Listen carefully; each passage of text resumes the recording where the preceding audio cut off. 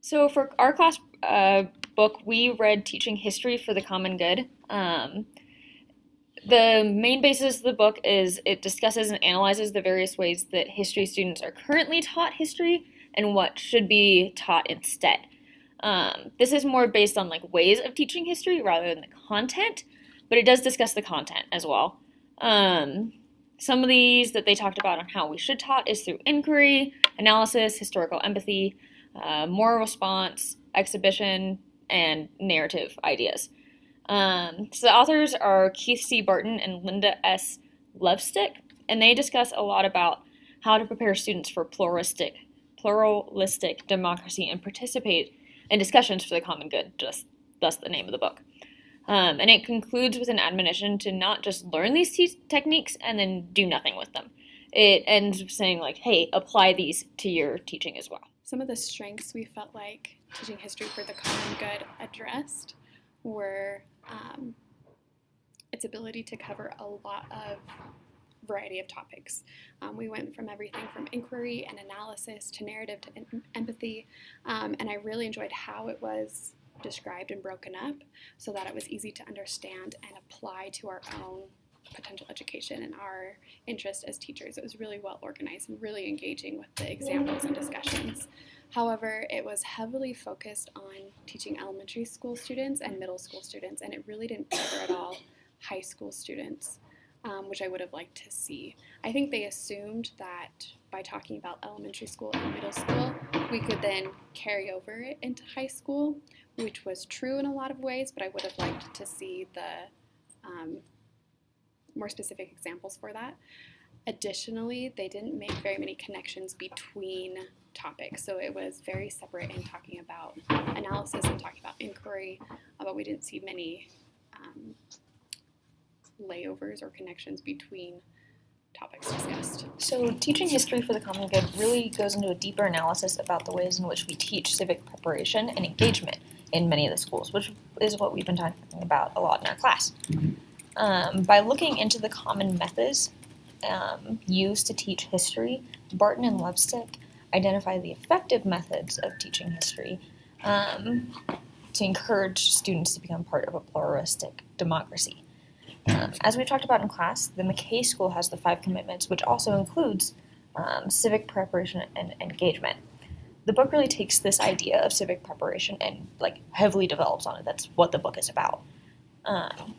And Barton and Lovestick write that their judgments are grounded in assumptions about the contribution to history to democratic society rather than the mimicry of academic discourse. They really want to take it from something that students just learn about, and they instead make it into something that will impact them in the future as well.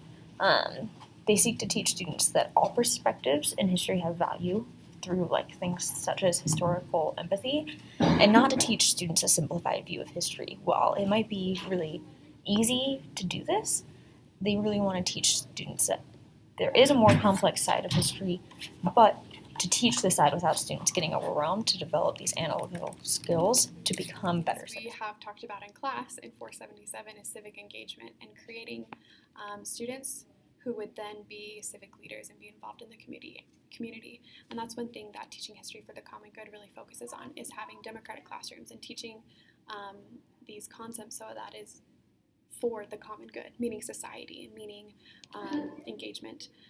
It goes right along with the BYU vision of having students who are engaged and understanding in the community and in the world around them. One of the key points discussed in this book was inquiry as knowledge construction. So we wanted to kind of demonstrate that to then talk about one of the examples we thought would be applicable in a classroom.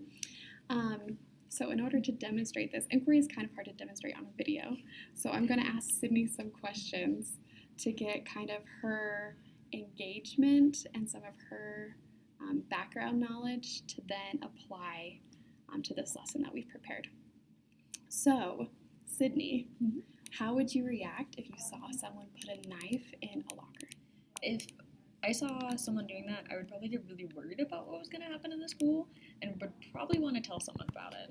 So if you saw someone coming up to that locker, an authority figure like the principal or a police officer at the school, and look at that locker, how'd you feel? I would feel glad that they're finding it, and I would probably go talk to them and be like, yeah, I saw them put it in it, like I was a witness of this. So they had a little bit more like knowledge about it. Well, how would you feel if a principal or police officer came up to you and just started going through your backpack? If they just started going through and they didn't really like tell me why, I'd probably be really upset because I mean, you even if you are innocent, it's like, well, that's still my stuff. Like it's still my personal items. Okay, awesome. So Sydney's responses to these questions can then help my lesson as I engage the students in talking about different court cases and different privacy issues, and having her background knowledge of what she already thinks about these issues and how she would apply it if it happened to someone else versus how she would apply it to herself can then lead to good discussion and seeing different perspectives when analyzing these documents of of court cases. So one of the things that we were thinking of showing an example of is there are some court cases that have to do with students' rights from the Supreme Court. And so we were talking about how you could take this background knowledge and you could apply it to the students so that you could have them research these different things, you know, do a little bit of inquiry into them, and then finish with a discussion about students' rights. That way it really engages their past knowledge, you have some inquiry in there, they have to do some analytical thinking as they go through this because like we demonstrated, when I think about someone else, it's easy for me to say, oh, yeah, go through their locker. But when it has to do with me, it's a lot harder because it's like, well, that's me. Like, it really impacts me. So this would bring students really closer to the issue and provide a better discussion. As to whether I would recommend this book to another person, I would say that it was really helpful to understand the typical way that we teach students, such as teaching history for identity. Like, oh, we're a citizen of the United States. What does that mean? And moral development, like, was it right to drop the bomb in Japan?